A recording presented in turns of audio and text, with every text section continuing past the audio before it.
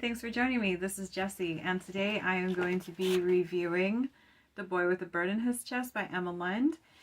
Big shout out and thank you to Simon Schuster for sending this to me as part of their book club. And this was an advanced reader edition. The book is a magical realism novel, and it follows a boy named Owen who is born at the peak of a flood. He is his mother's Pisces fish. After Owen was born, the doctors told her that he wasn't going to make it, that he was going to die. So the mom starts preparing herself to lose her son. But the days go by and they turn into weeks, and she realizes that they were wrong. Then Owen wakes up one day and he has a hole in his chest and there's a bird inside. The bird's name is Gale.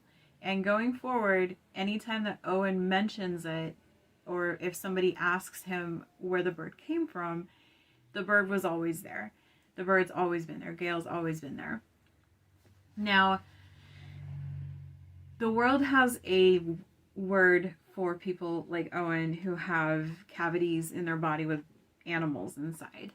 They're called terrors, and that is most likely the result of people's reaction to seeing people with just open holes in their bodies with animals inside. That's their word, not ours. And that's repeated throughout the book whenever the word terror is mentioned. Their word, not ours. So Owen's mom tries to protect him from what she calls the army of acronyms, which are doctors, cops, the school system, child protective services, scientists, essentially anybody who would take Owen away from her, because she knows that if he were to be found out, that he would be taken away from her. So she keeps him inside. Owen doesn't go to school. Owen doesn't go to doctors. Owen doesn't go outside. Owen doesn't take baths, because she says that if he gets water on his insides, that it's going to mold and rot. So Gale talks, the bird, she talks, and Owen grows up for the first decade and a half of his life in the house with his mom and Gale, and that's it. They play migration games while the mom is at work. Well, then Owen turns 15 and the cabin fever becomes unbearable. So he starts by opening the door and just looking outside. As long as he doesn't see anybody outside, no army of acronyms, no doctors waiting to pounce on him as soon as he opens the door, he thinks he's fine. Then he starts taking a few steps and a few more steps. Soon he's out of his yard and he's climbing trees, and he's watching the world from those treetops. From those treetops, he sees boys who are playing with BB guns or shotguns. I'm not really sure which one it was. And he sees them like shooting them off into the distance, and he becomes aware that maybe he likes them. He likes to look at them, and he continues to watch them from these tree tops, but Gale warns him, those are not our people. Gale becomes a kind of Jiminy Cricket type conscience to him, but she also keeps him safe. She's always warning him when things don't feel right, when she feels like something's going to go awry. Well, one day Owen steps outside and Gale immediately says the air is wrong. Don't go out there. But Owen has already gotten a taste of his freedom, and so he continues outside. He climbs to the top of the tree. It becomes apparent later that there was a forest fire. Well, Owen is up there and his breathing is becoming labored, and he climbs back down. He makes it to the bottom of the tree before just laying down and going to sleep. He wakes up in his mother's car, and they're driving, and she's crying and she's yelling, and they're leaving is what's happening. So she takes him to the hospital because he's in such a bad way. He's had asthma his whole life, and so this is absolutely devastating. She is certain that this is the moment where he's going to die. And if he dies, Gale dies. But also, if Gale dies, he dies. So she takes him to the hospital, and they're trying to get the doctor and the nurse to look at him without taking his shirt off. So they're telling him that he doesn't like to take his shirt off. He doesn't like to show his chest. So can they just listen to his breathing without him taking his shirt off? Which would have worked if Gail hadn't said something. Well, the nurse hears Gail say something and she freaks out. So she starts trying to rip the boy's shirt off, and the mother is trying to protect him. The doctor comes in, and at first the doctor thinks that the nurse has gone absolutely out of her mind, and he is trying to hold her down. Well, then the nurse finally manages to rip the shirt that Owen's wearing, and there it goes from there. The doctor is stunned. He is obsessed with this boy, this terror, their word, not ours, who has a bird in his chest. This open cavity in his chest, and there's a bird in there, and it talks, and its name is Gale, and it's always been there, and this is his chance, and they can see it in his eyes, because terrors have not been widely studied. They haven't been experimented on, and this is his chance to make his name in the world of medicine by studying one of these terrors. The mom sees it. She can see it in his eyes, and so can Owen, and she tells him to run, and they run, and they jump in the car, and they leave. The mom knows that this doctor is going to start looking for them. He's seen Owen, and he has a description of him, so she can't go back to her house, or she can't take Owen back to the house where they've been living. So they drive and drive and drive, and they end up her brother Bob and his daughter Tennessee. So she leaves Owen with Bob and Tennessee, and she goes back to her life. She goes back to her house and her job. Eventually, the doctor does find her. So she moves in with her friend Elaine, and she only calls Owen maybe every 6 months or a year. Sometimes I think it was upwards of 15 months. And when she calls him, she's scaring him. She says that the army of acronyms is still after him. The doctor has found her. He needs to stay where he's at and be quiet and disappear, and not make himself a spectacle. Don't tell people anything. Well, as Owen grows closer to his cousin Tennessee and starts going to school, he eventually reveals Gail to Tennessee, who is absolutely enthralled, and she promises never to tell anybody. Owen and Tennessee become best friends. Well, Uncle Bob is starting to say strange things to Owen. Like, he knows that Tennessee is going to run away, and everybody runs away at 17. He ran away at 17. She's going to run away at 17. And it's killing his Uncle Bob to know that Tennessee is going to leave one day, because she's his only daughter. And there's nothing that he can do to stop it. And it does eventually come to that. Tennessee meets a girl named Megan, and they move out together and start a life outside of this house where Owen has come to be comfortable. After Tennessee leaves with Megan, Owen moves into the station wagon that his mother left in Uncle Bob's garage, and he's just longing to be loved. And you can tell this. He's longing for some sort of normalcy where he doesn't have to hide from the army of acronyms, where his mother isn't just calling him to scare him, where he's not an outsider who was dumped on the porch because he's being pursued by people who want to study him.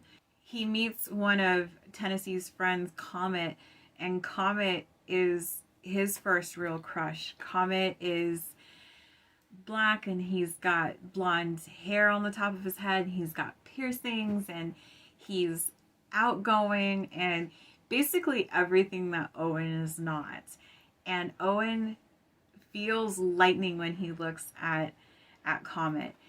And there's this one part where there's a situation that Owen gets Comet out of, and after that, whatever Owen was feeling towards Comet kind of calms down, and they become intense friends because of the situation that Owen has gotten Comet out of. But next to where Bob and Owen live, the land next to them belongs to Clyde and his father. Clyde's father is a pastor at a church, I believe, and Owen runs into Clyde on the beach one day, and they start throwing beached jellyfishes back into the ocean. And they don't talk. It's a very quiet fellowship together, just saving these animals, throwing them back into their habitat so maybe they have a chance at life. And later on, Owen and Clyde start sitting together in the stairwell at school during lunch, and they still don't talk. When Clyde's father sees Clyde with Owen, he forbids him to see him. And Clyde comes to school with black eyes, and you can tell that he's been beaten up. And he finally starts opening himself up to Owen. And so at some point, you can see where Owen and Clyde are falling in love. But Owen doesn't want to have to hide himself for the rest of his life. And when Clyde starts talking about San Francisco, in Owen's head, he wants to go there and jump off the bridge.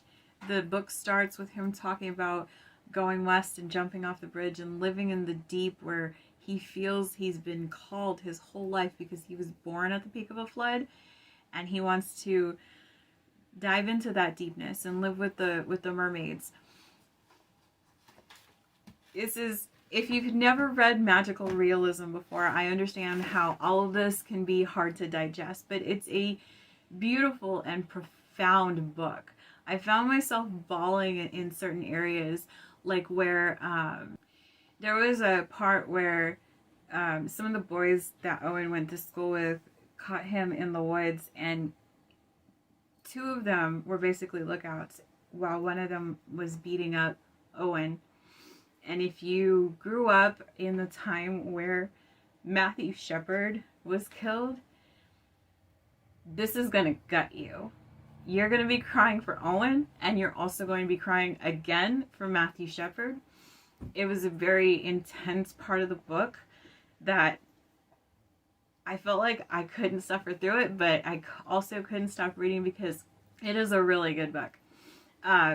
There were some things that I wondered about the necessity of being included in the story, like how many times the author touched on teenage masturbation when she talked about Owen, and oh my goodness, him sitting on the sink in his bathroom.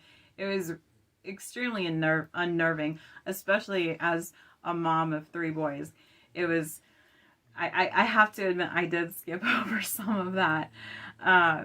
But it's also about family, not just about your immediate family, but found family, because Owen becomes essentially a son to his Uncle Bob. And when Owen is thinking about leaving, you can see that it's killing his Uncle Bob to think about it, because he's already begged Tennessee not to leave, and she did. He told her, he asked her to just stay a little longer. And it was heartbreaking, you know, this father asking his daughter to not leave, just stay with him a little longer. And, you know, she didn't, she left.